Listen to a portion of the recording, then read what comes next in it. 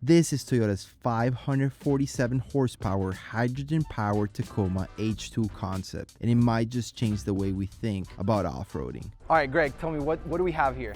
So what we have here is a hydrogen-powered Toyota Tacoma. Started as a gas-powered TRD Pro and has now been completely converted over for hydrogen. How long did it take you guys to install this here and turn it to what it is now here at SEMA? This is 5 months of solid work. 5 months. 5 months. We started in June when we got the vehicle. So they presented to you this project. They said, hey, dude, here's a 2024 Toyota Tacoma. We've already put a hybrid or gas engine in it. How complex was it? Tearing it all apart and making it fit. It looks like it was meant to be. So thank you. That's the best compliment that anybody could give me after 5 months of work, is that it looks like it was meant to be. Oddly enough, we were able to use a few components from the Tacoma. So because the Tacoma TRD Pro is a hybrid, the radiator has the capacity to cool an electric motor and the gas engine. So what we were able to do was use that for the electric motor up front. This actually has 2 electric motors. There's a front motor and a rear motor. And how does that connect to the hydrogen tank? So it's all electrical. The stack gets hydrogen from the tanks. It's highly compressed, about 10,000 PSI or so. It goes in here, goes through the injectors, gets injected into the cell. Air comes from the atmospheric air, gets in, you mix the hydrogen and oxygen, and you get power and water, your only 2 byproducts of that chemical reaction. So there's no moving parts in there other than the air pump, really, is the moving part. So there's an electric, like, supercharger, basically. So you're compressing the air with an electric supercharger that's underneath this. You can't see it, but it's underneath this. That's insane. So everything that comes in must come out. When it comes out, what does it come out as? So it comes out as like a water vapor. As it cools, it will condense and actually make water. So we have a collection system in it that we've designed and developed that will actually allow the water to collect and condense, and so we can collect it, pump it to a tank in the back, and store it. So when you're out camping and you need water, Tell me you can reuse it. You can reuse it. It's not drinkable, but it's definitely usable for showers, Cleaning your plates. anything that you would normally handle, like have to use your clean water for that you've packed to go camping. Yeah. You don't have to do You're it. literally using the fuel, like what's coming out of your truck. You're using your tailpipe exhaust to actually take a shower. So let me ask you this. A lot of people say, well, this is super dangerous. It's like a hydrogen bomb. If it crashes against another hydrogen vehicle, it could cause huge problems. What's your answer to that? This technology has been around since 2014. Toyota's had Mirai. This is sort of fuel cell stack from the Toyota Mirai. So the Toyota Mirai has been on the road since 2014 in California. They have about 14,000 on the road, and they haven't had any issues. So this is the future. Yeah. I mean, this works a lot like an electric car underneath, but you can go to a gas station and fill it with hydrogen in 5-10 minutes versus having to wait for a battery to recharge. And then I heard that you can power your friend's EV out in the middle Yeah, of so nowhere. you want to take a walk down the back? Yeah, let's do it. check Show me around, dude. let's This go take a thing look is in the so sick. I love the back. concept. Yeah. So there's a 240 volt plug here. There's actually one on the other side also. It connects directly to an level 2 EV charger, and you can just give your There it buddy a goes. charge. You give your Tesla buddy a little bit of a charge. Yeah. Or if you got a buddy that's got an older style one, you can use that one too. So either one plugs in, and you can charge the car. What kind of range does it get on a full tank of hydrogen? So it's probably going to be about 2. It's estimated because we haven't really gotten to that part of the testing. In 5 months, you can build it. You're not going to really have that that information. So I would guess probably around 250 miles. I mean, you've got not bad. an electric battery. 250 miles? Yeah, so it's got a 25 kilowatt hour battery in it too. So you can probably get about 50 miles of EV range on this too. So if you, for whatever reason, couldn't find hydrogen, you could plug this in with this charger to a wall outlet, charge it up. Oh, no way. So it works like a plug-in. It's like a plug-in vehicle. Yeah, so actually it's in the bumper down here. You get the best of both worlds. Yeah, exactly. So super reliable. You've got a pretty large battery in here that gives you plenty of power, because the fuel cell, when you combine hydrogen and oxygen, it takes time. Like a combustion engine, when you add hydrogen, you add gasoline and oxygen, has to combust, has to make power to start moving. There's a little bit of a delay there, right? This has that instantaneous torque you would get because of the battery. So the battery gives you that instantaneous torque, and the fuel cell catches up and then starts filling the power back in. Let me ask you this. If we were to turn this thing on, would it turn on right now? Yeah. And it would drive, and you would feel the 500 Yeah, we drove it in horsepower? here.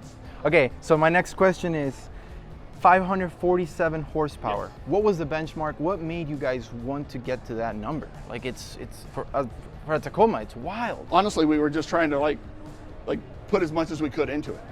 And so that's kind of how we ended up there. It was like, how much can we put into this? And so it has a rear axle that has about, everything's in kilowatts with electric vehicles, right? So the 547 is always rough for me because I'm trying to redo the math in my head, but has 188 kilowatts in the rear, 225 kilowatt motor in the front. So with that, the battery can, between the battery power and this fuel cell stack power, you get around, I think it's 409 kilowatts, which works out to 547. 547 horsepower on a Tacoma must feel snappy. Well, this thing's heavy. Yeah, I mean, that's think true. about it That's too, true. right? Like you've got 800 pounds of camping You added equipment. all the Overland gear. Yeah, the steel bumper's not light, right? The kitchen's not light, the camper's But not. let's take it all off. You take it all off, you've got, yeah. And you got yourself a pre-runner, boys. And that thing's gonna go fast through the desert. And then that was actually our inspiration for this too, was it was not so much of a, well, I won't say not, but the inspiration was more of a desert overlanding kind of vibe, right? If you notice, it's got the light bar, it's got the long travel suspension, it's meant to go fast, but also go camping. And since it's in the desert, what do you need in the desert more than anything is water. Exactly. So, Dude, it could have not been better. Yeah. What is this tank back here? so that tank is actually a small hydrogen tank. This right here is a hydrogen grill. Okay. And so this is actually, you could cook your food on hydrogen too. Because I'm even- learning so much, guys. Even when you burn hydrogen, you still get that water vapor. Yeah? So you're actually kind of cooking and steaming the food at the same time as you're cooking. I wonder So it's how a- it comes out. Yeah, like exactly. I haven't tried it. So Yeah, I I was couldn't like, tell you now- exactly, but I've heard it's pretty good actually. Dude, that's crazy. Yeah, That's yeah. cool to try that out. So it doesn't dry out like if you would when you were grilling something. Yeah. It keeps the moisture in there too. Interesting. Yeah. Now, since you touched on desert running and Yeah. this thing can also go fast, I did read that it had long travel, correct? It does, yes. Let's touch on that. I know that TRD had a big influence in building this, Yeah, so this we- Tacoma. Yeah, so we developed, our chassis group developed a long travel suspension system for this. So this actually has the billet rear arms down here. You can see it from the back too. If you Yeah. look into the back here. The whole billet 5-link rear. The front has longer billet upper and lower control arms. So if you look underneath here. So this actually, the front, the front knuckles and everything are all from a Tundra. Look how sick that lower control arm is. Got the TRD with the H2O. That thing is so sick. So all the parts from the end of this, the upper control arm is from the Tundra. Okay. Lower is custom, obviously. And it's got the Fox shocks. The Fox shocks are actually custom, so they're made for the longer droop. They actually have more droop than they do compression, so they have a lot more. So they're actually more for like desert running. What right an too. incredible concept. Yeah. So Tundra brakes, Tundra front steering. It all kind of fits that well for the front because it's the longer travel. You end up with bigger parts. So we end up using the Tundra component, the stock Tundra components on the Everything's inside. beefier. Yeah, and it's also reliable, right? You already know that's been tested. So it's easier, instead of developing our own, it's easier to just use the Tundra parts. What about the front bumper? What?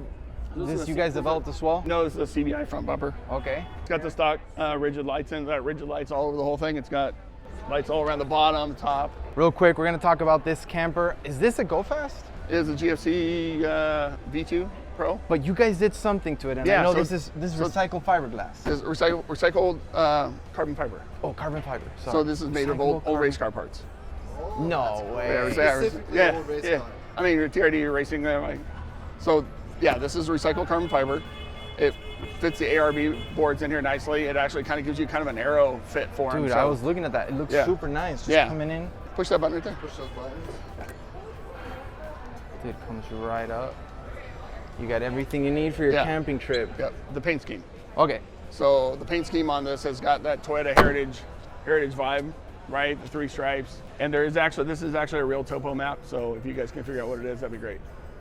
Really? You're Yeah. gonna- It's an Easter egg. If you can figure out what this topo map is. What is the one thing you're super proud of from this project that you're like, man, we did it, we're pushing forward, we're inspiring? What, anything that you could say like you're really proud of? The biggest thing I'm proud of is that it looks legit. Like it doesn't look like something that was cobbled together or something like that. It looks like it belongs. And it works. It works. That was the big thing. Our main goal was that we drove it in here, and we drove it in. Is this the future? I hope so. Cool. Thanks, dude. I love what you guys are doing. Thanks, man. Appreciate it. The more I learned about this hydrogen setup, the more I couldn't help but wonder, why isn't this being used on a larger scale? So to get more answers, we asked Debbie from Toyota. All right, guys, here we are with Debbie. I love geeking out with Debbie because she's just as passionate about this project, I think, as we are about Tacoma. So super stoked. Seeing great minds coming together and being able, like what you guys have done here is incredible. Yep.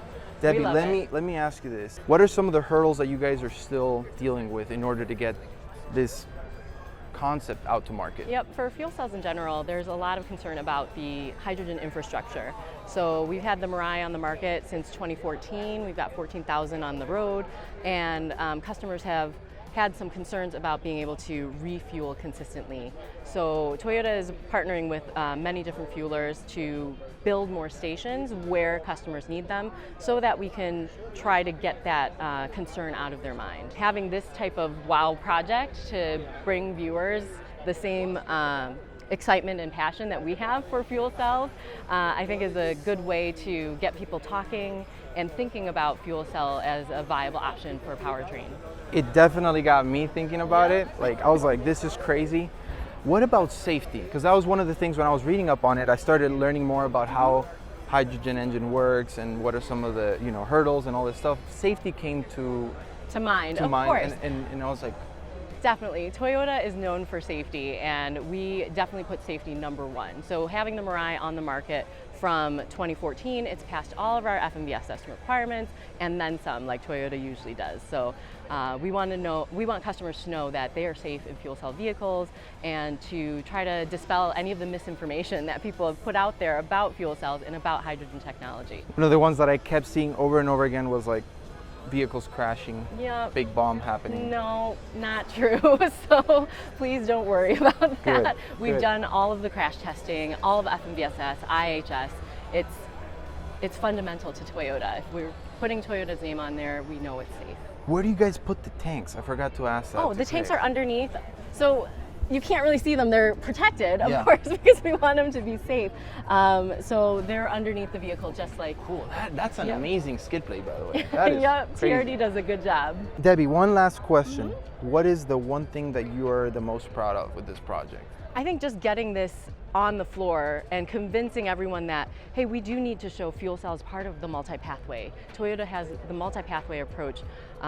We keep our ICE, we have hybrids, we have plug-in hybrids, we have battery electric vehicles, and we have fuel cell electric vehicles. So making sure that people don't forget about us here, I think is really important as part of the SEMA show. That's awesome. I wish you guys the best Thank with you this so project much. and can't wait to see what you guys have Thank for you us. very much. Thank you.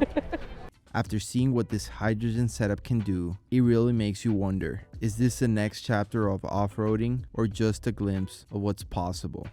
What do you guys think? Are hydrogen trucks the future?